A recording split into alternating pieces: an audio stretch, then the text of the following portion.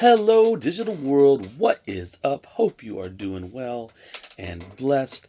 And I'm welcoming you back to GamerforGod Does Stuff. Got another movie review for you. We're going to be reviewing what movie? What day is it? It's Disclosure Day.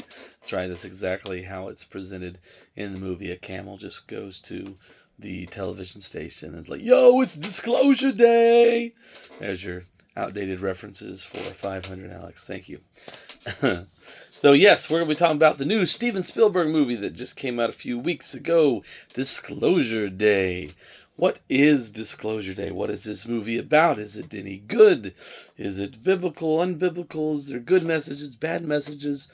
Let's find out as we answer these questions. So, what is Disclosure Day? Disclosure Day is a new Steven Spielberg film, first Steven Spielberg film in 3 years, actually. His last film was The Fabelmans back in 2022, which I still actually haven't seen.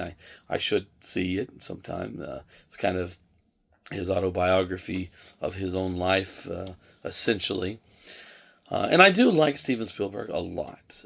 I mean, he's got one of the greatest runs of any film director, from Jaws in 1975 to Saving Private Ryan in 1998. He has so many golden hits during that age, just absolute masterpieces. So, and since then he's done a lot of great stuff as well. I don't think since then he's done anything as good as he did in that period, but he's still done a lot of great stuff. I still like him a lot. Great film director. Was very excited to check this new film out of his.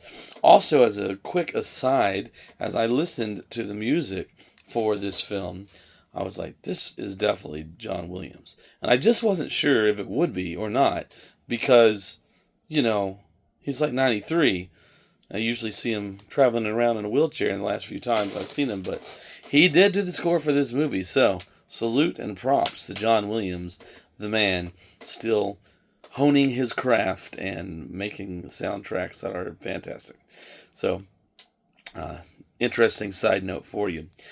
But this is a film about aliens. Steven Spielberg considers this the third in a trilogy of alien movies that he has made, with Close Encounters of the Third Kind, E.T., both phenomenal films, by the way. And now he says that this is the third in what he will call his alien trilogy, Disclosure Day. So what's happening in Disclosure Day? Well, Disclosure Day is about there may be some... There will definitely be some spoilers throughout this, so you have been warned.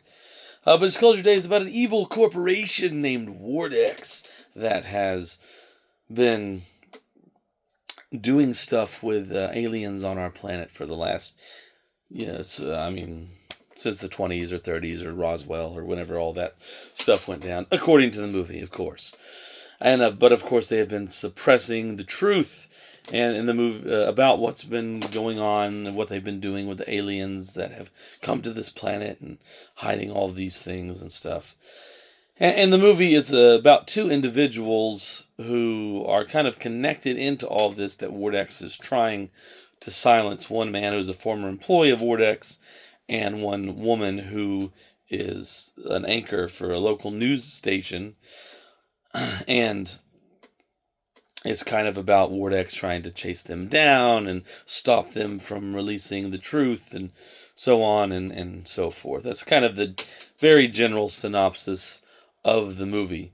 But probably the most interesting question posed by the movie is, of course, what is that truth? What is the truth that is being suppressed by Vortex about aliens and extraterrestrial life and all of these things and Earth's dealings with it? And the answer to that question, for me, is where this movie starts to go south, unfortunately, fairly quickly. The, of course, truth about the aliens is that we have been abusing and exploiting them, stealing their technologies, and also violently harming them, killing them, opening them up and studying them, and even while they're still alive, and screaming and yelling. And that's essentially how the movie ends, with the truth being disclosed with Disclosure Day, with all these videos of all the things we've done to the aliens being just shown to all of the world. And I mean, it just felt very political, right? It's just not a very subtle disguise about perhaps treatment of illegal aliens. And wherever you fall on that issue, I don't want to go see a 2-hour movie about it. Right? I want to go see a movie to be entertained, or to I want to be moved to tears, or I want to laugh, or I want my adrenaline to pump. I don't want to watch what felt like a 2-hour CNN special about aliens. It does not make for good entertainment. And so it just felt very political, and oh yes, here's all the terrible things we're doing to illegal aliens. And not to say that as a nation we have treated foreigners completely right, but I mean, they're still coming here in droves, so there must be something good that's happening. And again, wherever you fall on that issue, again, I still don't want to see a 2-hour movie about that. We see this every day in the news or on social media posts. I want to go to a movie to have a good time. Whether that good time moves me to tears, moves me to laughter, pumps my adrenaline, doesn't matter, but it needs to do one of those things. And when it becomes political, well, you're instantly going to isolate at least half of your audience, maybe more, depending on exactly what the message is. But there's so much division in this country right now that if you make a movie about political things, it's not going to be a movie that's going to be held as an all-time classic. This movie doesn't belong in the same breath as Close Encounters of the Third Kind and E.T. Those are phenomenal classics of the genre. Disclosure Day, unfortunately, is going to be forgotten in history.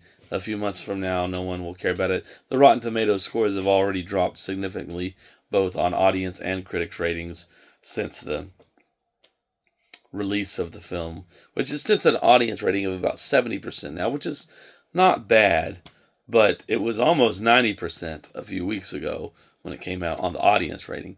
And even the critics' rating is into the lower 80s now, maybe even upper 70s, which it was, 94, 95% when it came out a few weeks ago. So unfortunately, to me, this film just felt very political. Now, setting the messaging aside, right, because I can concede if a movie is still good, even though I may disagree with its messaging. Unfortunately, there's not a good movie here. There's a 2.5 hour, because this film is about 2.5 hours.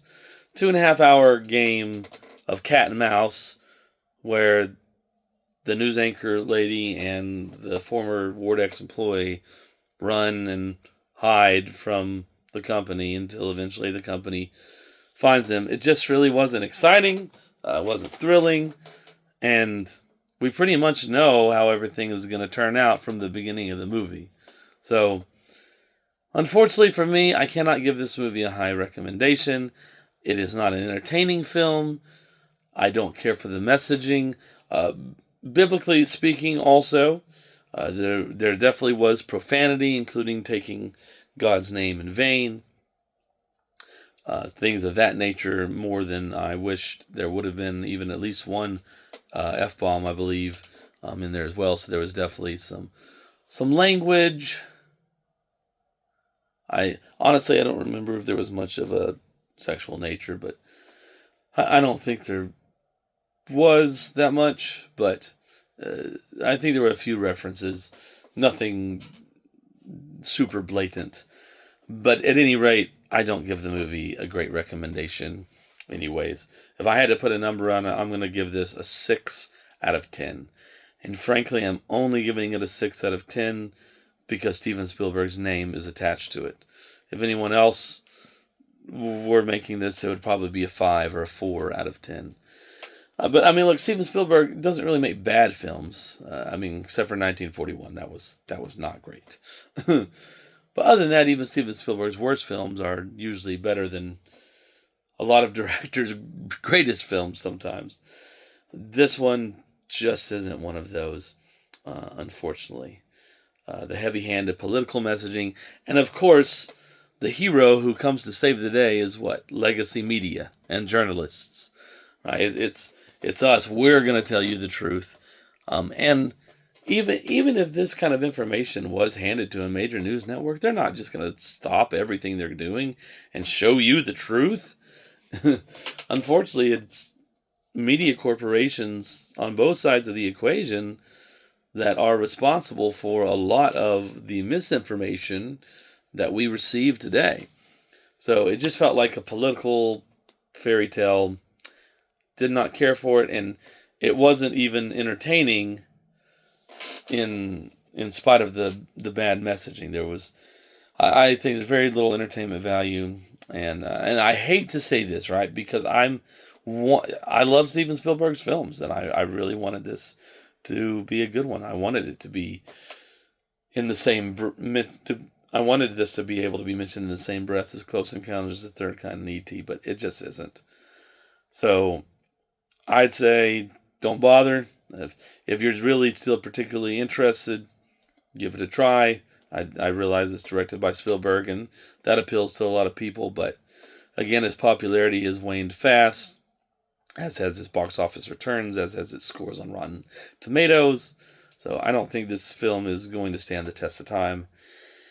And I unfortunately don't give it a strong recommendation. 6 out of 10, and only that because Steven Spielberg's name is attached to it. And I just like his movies enough that I won't drop it lower than a 6 for him. But if it was anybody else, it would be a 4 or 5. So, unfortunately, not a high recommendation for Disclosure Day. But there it is. Thank you for watching. Hope you have enjoyed. Hope this has been informative and helped you to make a better decision on whether you want to watch Disclosure Day or not. Thanks so much for watching. Again, I'll have more content coming at you soon. And until next time, God bless. And thanks for being here. We'll see you again soon. Have a blessed night. Bye.